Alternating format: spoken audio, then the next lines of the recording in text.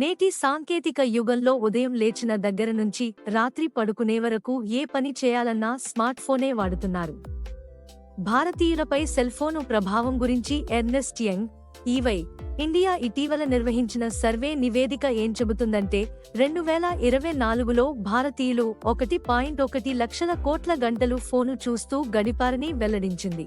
Instagram మొదలు ఈవెంట్లు, cricket టోర్నమెంట్ల వంటి ప్రత్యక్ష కార్యక్రమాలను ప్రజలు సెల్ ఫోన్లలోనే ఎక్కువగా చూస్తున్నారని తెలిపింది. తక్కువ ఖర్చుతో అందుతున్న ఇంటర్నెట్ సేవల వల్ల ప్రజలు అధికంగా ఫోనుకు అలవాటు పడ్డారు. భారతీయులు రోజుకు సగటున 5 గంటలు ఫోను చూస్తున్నారు. ఇందులో దాదాపు 70% సమయాన్ని సోషల్ మీడియా వేదికలు, గేమింగు, వీడియో సంబంధిత విషయాలకు వినియోగిస్తున్నారు. దీనివల్ల 2024 నాటికి డిజిటల్ ఛానళ్లు తొలిసారిగా టెలివిజన్ వీక్షణలను అధిగమించాయి. ఫలితంగా టీవీ, ప్రింట్, రేడియో వంటి సంప్రదాయ మీడియా ఆదాయాలు పడిపోయాయి. ప్రస్తుతం దేశంలో దాదాపు 56.2 కోట్ల మంది స్మార్ట్ఫోన్లను ఉపయోగిస్తున్నారు. 2024లో సబ్స్క్రిప్షన్స్ రెండింతలు పెరిగి 27 కోట్లకు చేరుకున్నాయి.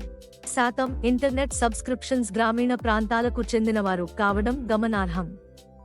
మొబైల్ ఫోన్లతో గడిపే రోజువారీ సమయంలో ఇండోనేసియా, బ్రెజిల్ ప్రజలు మొదటి 2 స్థానాల్లో ఉండగా 3వ స్థానంలో భారతీయులు ఉన్నట్లు నివేదిక పేర్కొంది.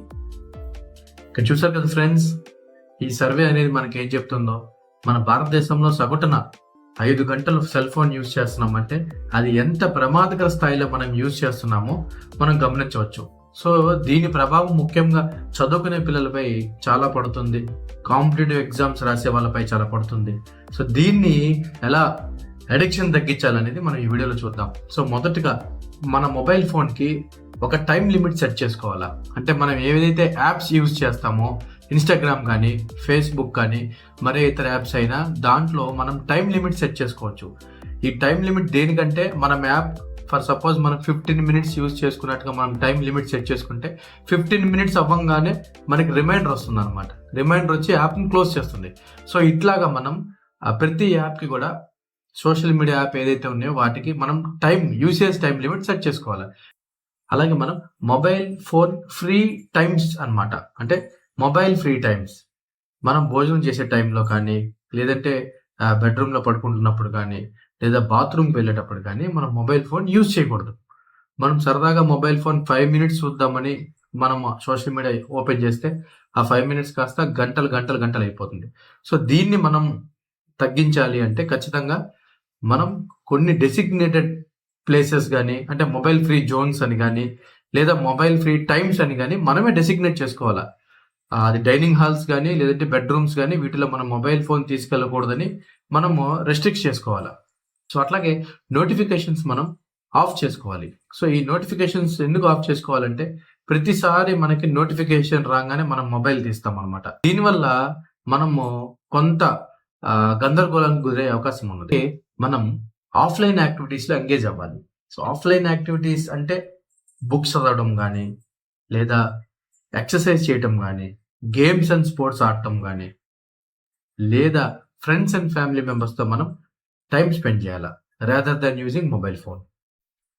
అలాగే మనం ముఖ్యమైన ఇంపార్టెంట్ మీటింగ్స్లో కానీ, లేదా సోషల్ ఇంటరాక్షన్స్ చేసినప్పుడు ఎవరితో ఉన్నా మనకి ఇమ్మీడియట్గా మెసేజ్ కానీ ఏదైనా వస్తే, మనం ఫోన్ వస్తే డిస్టర్బ్ అవుతాం అనమాట. సో ఇటువంటి ప్రియారిటరైజ్ మీటింగ్స్లో ఉన్నప్పుడు కానీ, లేదంటే సోషల్ ఇంటరాక్షన్స్ చేస్తున్నప్పుడు కానీ మనం ఎయిర్ప్లేన్ మోడ్లో పెట్టాలి మొబైల్ని. అట్లాగే ఫేస్ టు ఫేస్ ఇంటరాక్షన్స్ అనేవి చాలా తక్కువ అయిపోయాయి. సో మనం rather than messaging in mobile, face to face interaction ఎక్కువ చేయాలి. దీనివల్ల ఏంటంటే మనం ఆహభావాలని బట్టి, ఎదుటి వాళ్ళ ఆహభావాలను బట్టి, సో వాళ్ళు ఫీల్ అవుతున్నారా, లేదంటే వాళ్ళ మనసులో ఏముంది అనేది వాళ్ళ ఫేషియల్ ఎక్స్ప్రెషన్స్ చూసి మనం చాలా గెస్ చేయొచ్చు. అట్లాగే మన ఎథిక్స్ ఫాలో అవ్వచ్చు అనమాట. సో